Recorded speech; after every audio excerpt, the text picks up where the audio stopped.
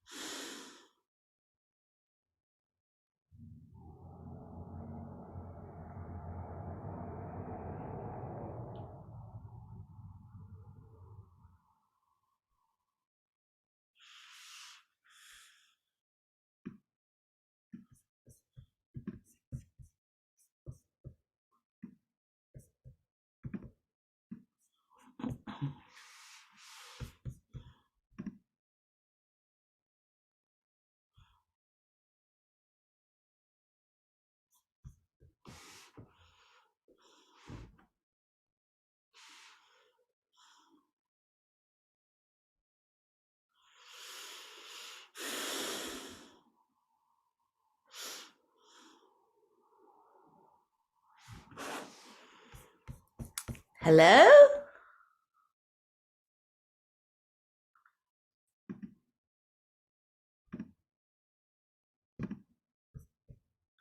Hello?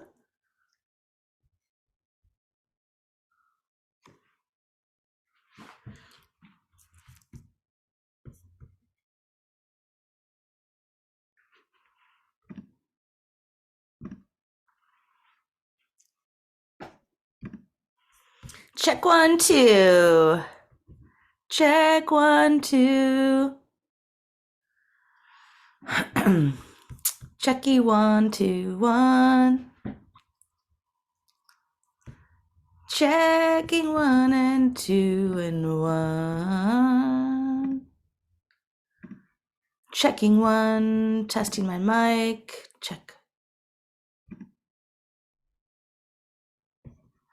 Checking. Yep, I think I'm all good on my end.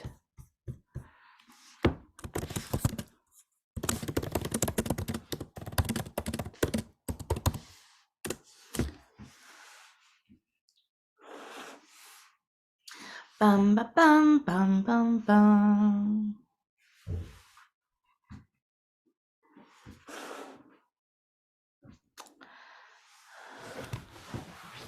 Maybe I'll make myself into a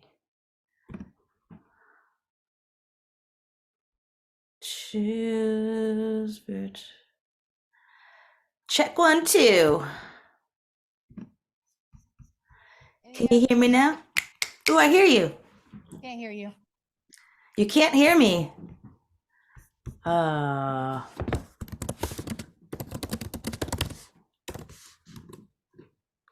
okay.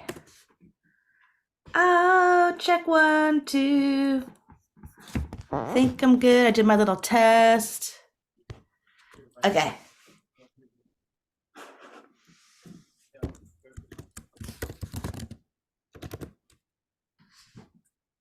La la la la la.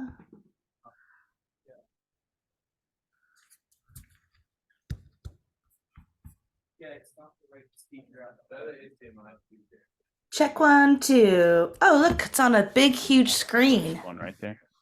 Extra on each time. Check one. Let me make sure it's not me. So can you hear us? I can hear you great. Okay, yay! I can Well, see my welcome. thanks. I can see myself on a screen in there. It's weird. I'm like, whoa. Thank you so much. No problem. Okay, I'm just gonna let you introduce yourself and tell us what you want. I have a link in the YouTube of I did a little study of you on some of your other interviews of some of the past artists that you enjoy studying when you were younger. So it's an honor to have you here today. So you're on West Coast time right now. So sorry for waking you up. Well, it's okay. 9:30 is pretty reasonable, but I'm happy to be here. Thanks for having me. And Gabriel, I hope it's probably you that got me into this class, so thanks for that. So you guys are history of rock and roll, right? Yes. Okay, so what have you guys been studying? I mean, I know this is supposed to be about me, but I'm curious about what you're studying right now. Well, we're behind. It's my fault because I get distracted with a lot of the female beginning country that moved into rockabilly is what we covered a little bit today. I skipped over Elvis. I'll hit him next week, and we're fixing to hit Buddy Holly. But we covered tons of the early jazz artists all the way up to that point, early blues. Where they can see the relation, talked a little bit about the change of instruments and what was coming on with mics and also guitar and going into this thing called electric guitar and stuff like that. That's really cool.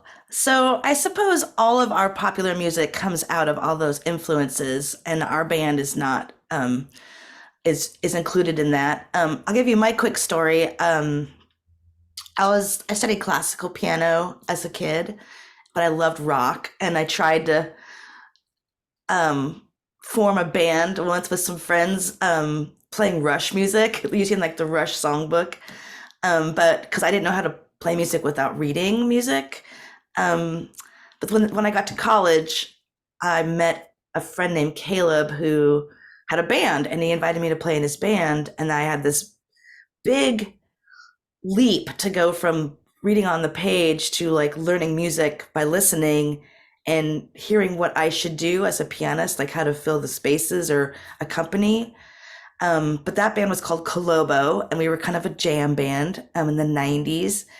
And it taught me a lot. And I finished my college degree in music, which I'm glad I did because now on the side, I'm a music teacher, and that's so helpful to have that knowledge.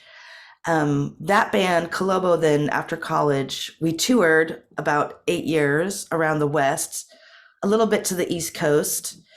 And then when that band broke up in like 99, I met the lead singer of the Decemberists, Colin, at a bar. He had just moved to Portland from Montana, and he was looking to put a band together.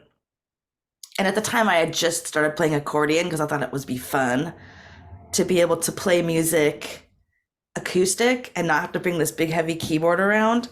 So he's like, "Oh, you play accordion?" And I played it very badly, but I said, "Yeah." And then we started rehearsing some songs, and then he's like, "Do you want to be in my band?"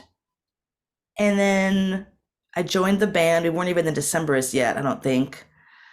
The first band name was called the December Brides, which his friend was like, "I don't think that's a good name." And so we started out, made a little EP, and played some shows. And then after like 2 years or so from in that process of we rehearsed once a week and then played shows, independent record label from Olympia, Washington called Kill Rock Stars came to a show. The head dude came and was like, I want to put you guys on our label. So that was sort of our first foray into the big leagues, which we were so lucky to be working at a time in the transition between physical music recording and digital recording. So when the time for the first 3 albums, we were still selling albums, which helped us a ton because we would go on tour and then people would like buy our record, which helped us like make enough money to like make the tour worthwhile. I don't know how bands do it now because it's pretty hard without that extra revenue. So we're actually in the studio right now. Just yesterday was my last day of recording. It's our 9th record. We've been a band for 23 years. We were on Capitol Records, and now we just sort of travel around and make songs, and feel so lucky that we have a fan base that will still come out and see us. So that's kind of that quick and dirty description of my Decemberist life. I mean, there's a lot of factors in there, like how do we make the music? I feel like, and you can butt in at any time, that we draw a lot from folk music. So there's a lot of storytelling songs, which is a very folk tradition. A lot of folk instrumentation, like acoustic guitar. I play accordion. We have mandolin, upright bass. The first iteration of the band was a little bit more that way. And then as we went further, we kind of brought in other influences like Fleetwood Mac. So was more pop and more smoothed over. I play like electric piano and organ. Oh my God, sorry. And then we brought in influences of rock, like kind of prog rock or metal, a lot of heavy guitars and sort of whimsical themes like old Irish fairy tales and but making it into like a heavy metal song. So I guess the Decemberists is funny because we're like an amalgamation of like all these different influences, including an era that I don't know if you'll get to in your class called college rock, which was like 80s and 90s, like college radio bands like REM, The Replacements, Husker Du, Guided by Voices, this kind of punk pop music that I feel like we kind of definitely are drawing from that as well. Then lots of classic rock influences. I feel like you could totally hear Marshall Tucker Band, which is a country rock band in our music, or Little Feat, or The Band, who was the electric band that accompanied Bob Dylan for his first electric record. I oftentimes think of like the keyboardist in that band and go like, what would Garth do? And I try to kind of use his ideas.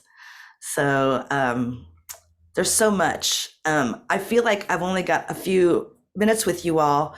I would love to answer some questions, and then if we have extra time, I can babble on some more, but let me know what y'all think. You're going to have to come up here and ask some questions. I do have a few of your songs I saved on YouTube if you want to talk about those for about a minute or two.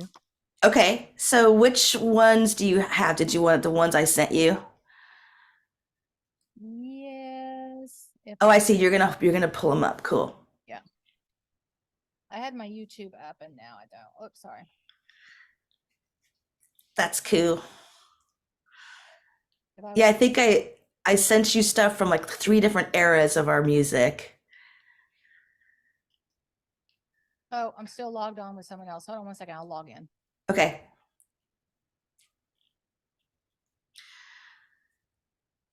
That was the problem. I forgot to log online. Okay. Someone come up here and ask a question. I'm very impressed with the tech, though. We couldn't do this like fast, weren't they? like 10 years ago. We couldn't even do this. I'd have to fly down there. Ooh, questions. Okay, go ahead. Oh, hi. I'm sorry. Or actually, you can see me. Like, Can you hear? Can you hear him? Oh wow, you're so bright. But see if I can hear you if you talk from there. Or I don't know. I see you. Can you hear me? Yeah. Okay. All right, awesome. I just have one question. How do you balance creative expression with the business side of being an artist? Oh, that's such a good question.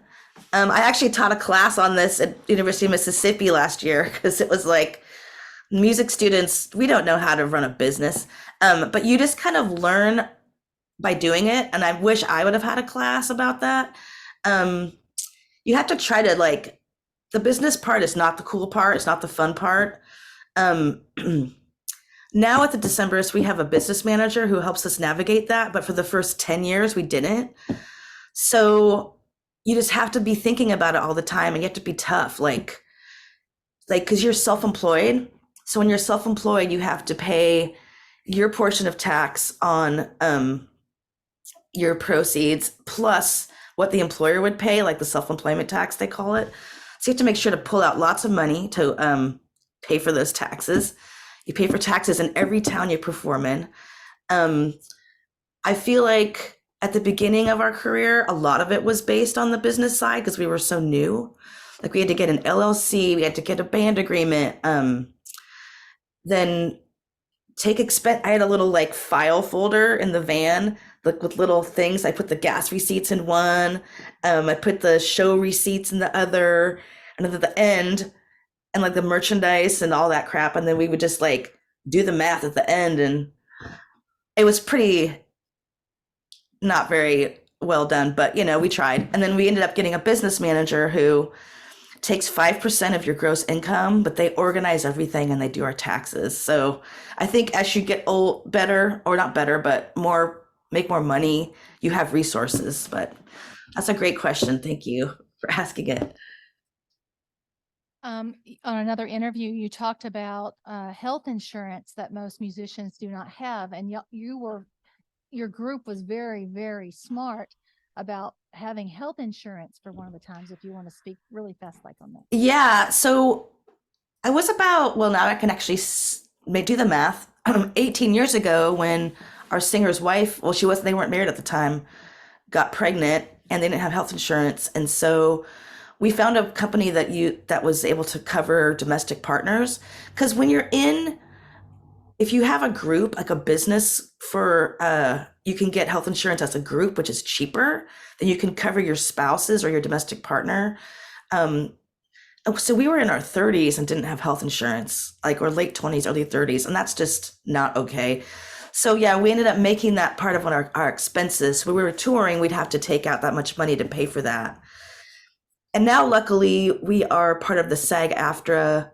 So AFTRA is that is the National Musicians Union, American Federation of Film and Television Artists, which we are a part of. So we get to have union health insurance. But man, that's one of the business questions you were talking about, is like you have to think about all that stuff.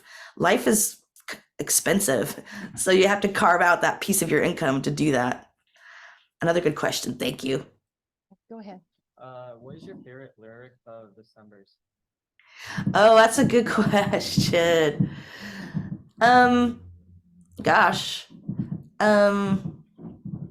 Favorite lyric. I know I'm going back to old times, but I love maybe that's one of the first songs I learned of Collins was my mother was a Chinese trapeze artist. And it tells this really whimsical story of this kid who grows up in a brothel and then ends up on a sailing ship, but all he wants to do is work in a bakery. I just fell in love with that one because it was so out there. So I guess I'll say that one. Thank you. Go ahead. Good one. I was just wondering what childhood memory influenced your music the most? Oh, say it again. What childhood memory influenced your music the most? Oh, that's a good one. Childhood memory. Well, my mom would say that like I went and saw Star Wars in the theater when I was a kid, and I came back and like picked out the theme on the piano, and she's like, "Oh, this girl needs some piano lessons." So that started my adventure. And then maybe it was like seeing bands play. There was this band called the Last Pariahs at my high school. And they were okay, but they would play at parties and whatever. And I was like, you know what? that looks really fun. Like I want to be the musician in the at the party, not the party goer, but the person that's playing the music. That I get to be part of the thing. So those, I guess, those two are pretty big for me. So thank you. Right. Go ahead. Yeah. So I just had one question. Is there a spiritual meaning behind any of your music? Oh, that's a good question. I feel like there's a lot of references to religion, um, but I feel like there's not really a particular religion that anyone in the band is like writing about. But I think there's definitely a feeling of wonder at the world that is happening, and hopefully people can take some of that and make it their own spirituality. I know that Colin will describe his family's religion because they moved west, like of the feeling, like the spirit of the West, like this wonder at nature and this like knowing that everything is connected and everything is giant and you're part of this bigger thing. So I feel like that is probably that, but it's not specifically Christian or Jewish or anything like that. Thank you. Thanks. What was, why did you start doing music in high school? And what was the most difficult album that you produced? Okay. So in high school, I mean, I always played piano, like classical piano. But as I was saying, like a couple, like I did have play with the jazz band a little bit. And in the jazz band, I was able to figure out that, oh, I can create my own music from my head into my fingers. Um, and so, and like I was saying, like, you know, meeting those musicians, I was like, oh, I can do this. Like, I wasn't quite sure how to do it on piano because they were doing it like with guitars, this guitar trio. And I was like, that's cool, but how does the piano fit in? It wasn't until college when I met my friend Caleb that I was like, um, oh, let me try to do this with the piano. And to be honest, like I was really into the Grateful Dead at the time. And there's pianist in that band, Brett Midland. He was a really accomplished pianist, but he was also jamming with the band really well. So I kind of took him as an example of how you can do that.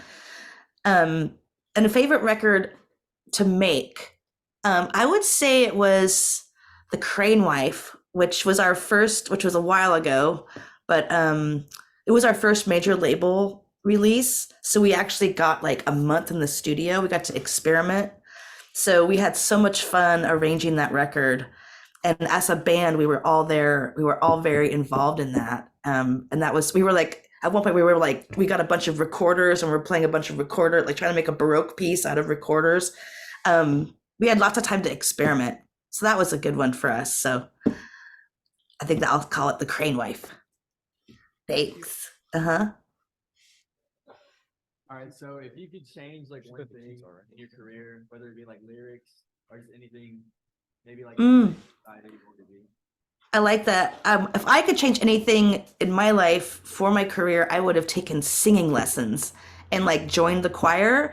I accompanied the choir in college, but I never really sang, and I never really got my voice to a place where I feel like I can sing harmony like confidently. So I feel like that would be my one thing I would do better. I feel like I'm kind of, it's done for now. Like I try to sing some, but like I don't have that like technique. So if I could go back, that's what I would do. All right, thank you. Yeah. Did your technique change whenever you transitioned from the piano to the guitar? Oh, right. Well, to the accordion. Oh my God, yes. That is such a different instrument. Plus it's like you can't see it. So, and then anyway, it's a little different thing. My technique changed so much from classical music to rock just because you touch it differently, you hit harder, you're not so subtle. Do you play music by any chance? Yes, ma'am. What do you play? The guitar. Oh, you do? Do you play classical music or do you play rock or what do you play? I mostly play like rock and metal. You play metal, cool. Well, metal is like the classical music of Yeah. rock. It's so technical. Um, we just we just recorded a song on our latest record that's like totally metal, and we actually were like looking at Iron Maiden like tracks that we could isolate, so the drummer, so the bass player could be like, "How do you play that?" Like the ding ding ding ding ding ding ding ding. It's like basically music is a constant learning process. So it's like everything is like the next hurdle you go over, and you're like, I'm gonna try that and try that. So there's just been a lot of learning and a lot of transition over time. So we'll keep doing it. I hope to see your metal band up in the future on tour.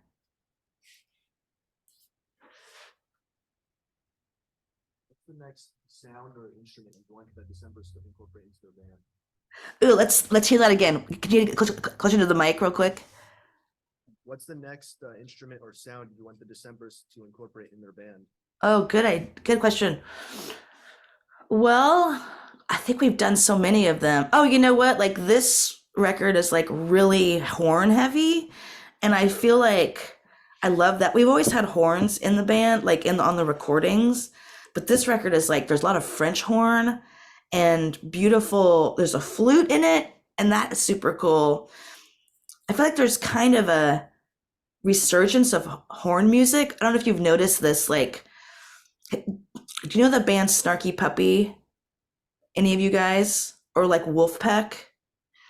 They're the kind of jazz bands that kind of started out of Denton, Texas, North Texas University. There's a lot more jazz happening in the pop world. I think is pretty cool. Anyway, so I'm going to say that horns because it's happening. Thanks. Go ahead. Really loud. Out of all the songs you've performed, do you have a favorite that you prefer to perform? You know, I like playing The Island, which is off of that Cream Wife record, which is like this odyssey. It starts very mellow and then it builds up to this big, and then I'm kind of being egocentric because it goes this big, organ solo, and then a synthesizer solo. So I get to be like, "Rah!" And then it breaks down into like an accordion thing. And it's just like really fun for me to play. And it's fun for the band to play, and the audience loves it. And so that's my favorite. It's called The Island. Thank you. Yeah. So, who's your favorite musician of all time, and who's your favorite person that you've been able to perform with? Ooh. I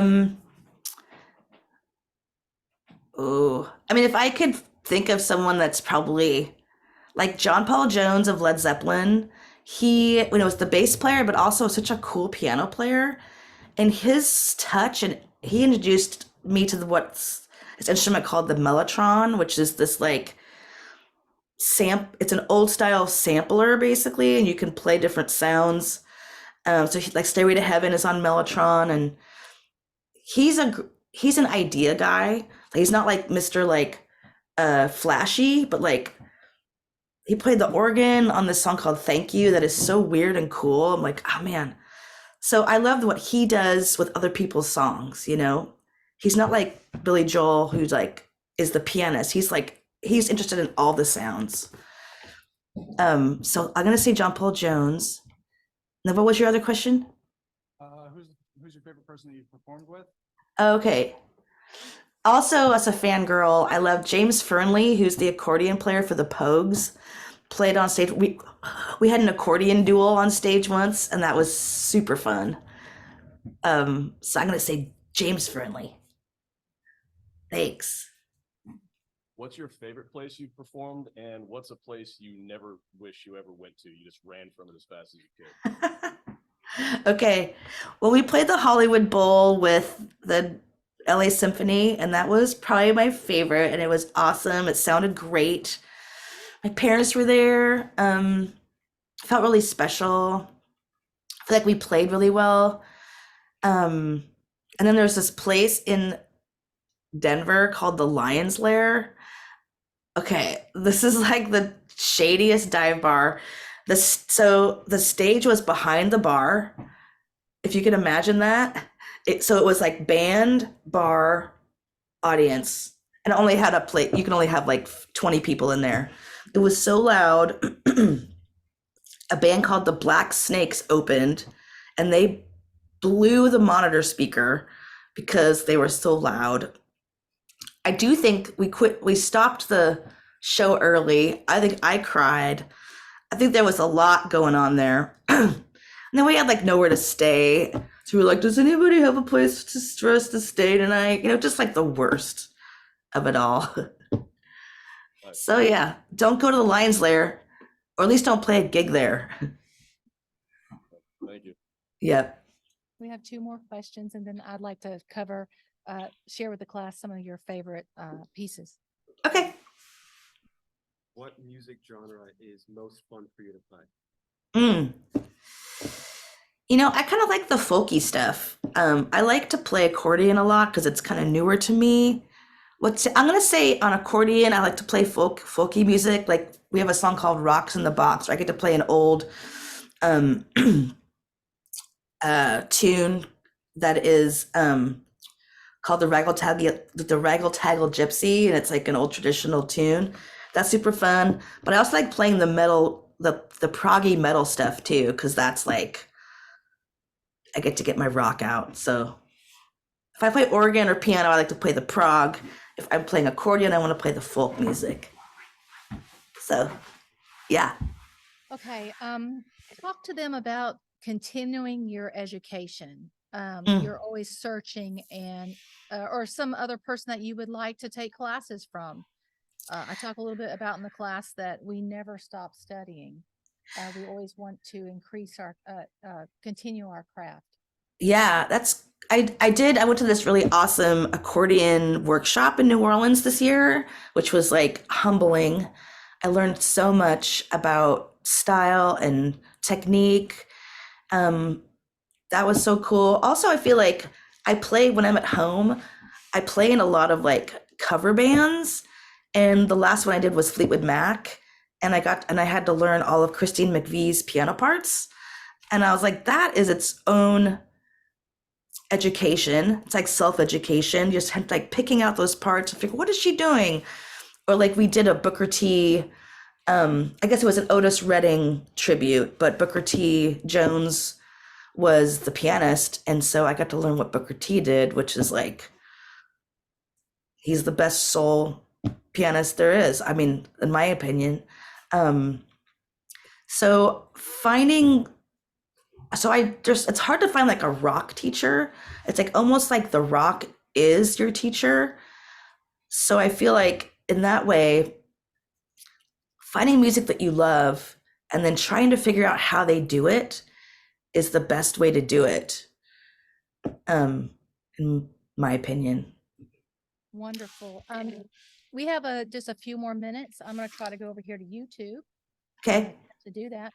And I'll play one of the, which one you want us to play? Down by the Water, Military Wives, Severed. Let's play, just because I haven't gotten into my synthesizer world, let's play Severed. And I have the Jimmy Kendall live one. Is that fine, or do you want Sure. the one from the? That's actually good.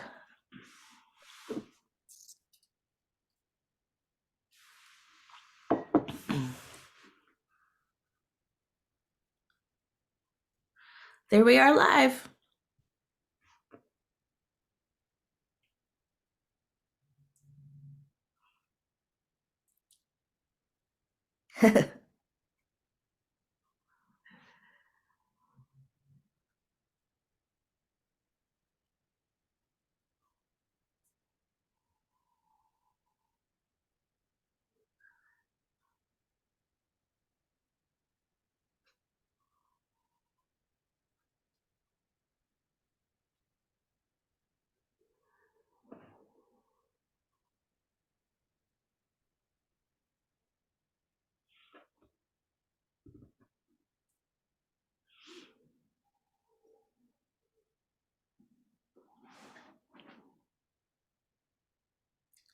Do you want me to talk over this stuff?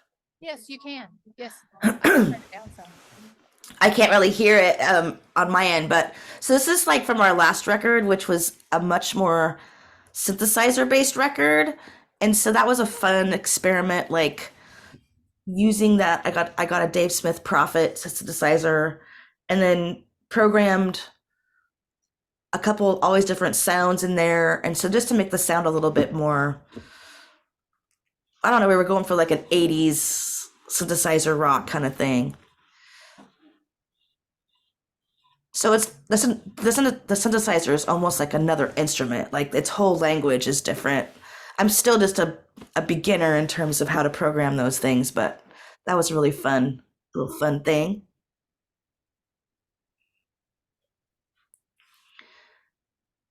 And as you can see live, like we have our little in-ear monitors, so we don't have speakers on stage like normal. Like the mix coming into our ears in little earbuds. Have you ever had any reverb problems or anything like that while you're on stage? And how do you compensate if something happens, like half of your mics go out and other people keep going? That's good. Yeah, lots of feedback. I mean, with those inner monitors, you don't get feedback as much because feedback comes from when your monitor is going into your microphone. So, because there's no monitors, that won't happen. But but they're transmitted via radio waves. So, like, we were playing a concert once outside, and I was far enough away from the monitor board that my radio waves were not working. So I had to play the gig without my monitors in, which you can't really hear anything but the drums, an electric guitar, and my amp. So that was awful. So that doesn't happen very often. But yeah, sound problems are just a reality. And that's why we have a sound check every day before the show for at least an hour. We go through every instrument and we play a couple songs just to make sure that we have all the sounds that we need.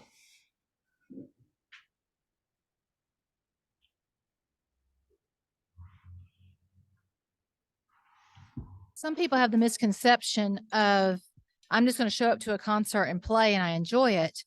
And as you know, you just talked about that sometimes it takes you longer for sound check and rehearsal than it ever is for the quick minute that you're on stage. Oh, absolutely.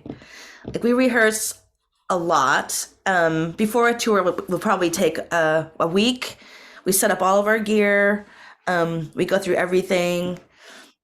We rehearse, between before recording and then sporadically throughout the year.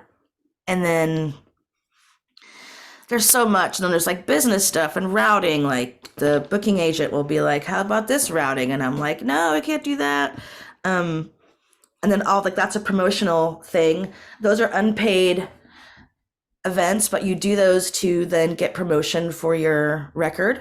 And so we do a lot of those, a lot of maybe even just we've done press tours where we don't even play. We just meet up with people to talk about the album. Then we have to order merch and count it out and hire the people that we need on our tour. And gosh, it's just a lot.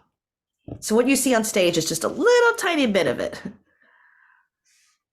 Well, class is about over right now, and I have several on YouTube link of some of the songs that you recommended and other ones that you studied for the past that you enjoyed. So I've been played some of those for the class as we're coming in and leaving, and we'll do that for the next couple of classes also. Was there any last thing that you would like to say to everybody before we let you go? Well, I'm so happy you guys are taking this class. I never got to take this class. There's so much to know. And it's just interesting to see how music flows over the generations and also how small really that rock history is, like compared to the big breadth of music in the world. I don't know, it's just good perspective. And I love that you're teaching about this ongoing education. Like it'll never end, but this is a good start. Love to get those seeds planted. I love it. Let's give her a round of applause, please. Thanks so much for having me. And have a wonderful rest of your day. Thank you so much. Thank you. So, okay. Thank you so much. You have a great day. Okay, bye everybody. Let me take you off speaker somehow. Okay, I could just I can just leave the thing. Okay. Okay, bye, you guys. Ah. And I'll email you. Thank you so much again. You take Okay. care. Okay, bye. Thank you. Okay, you have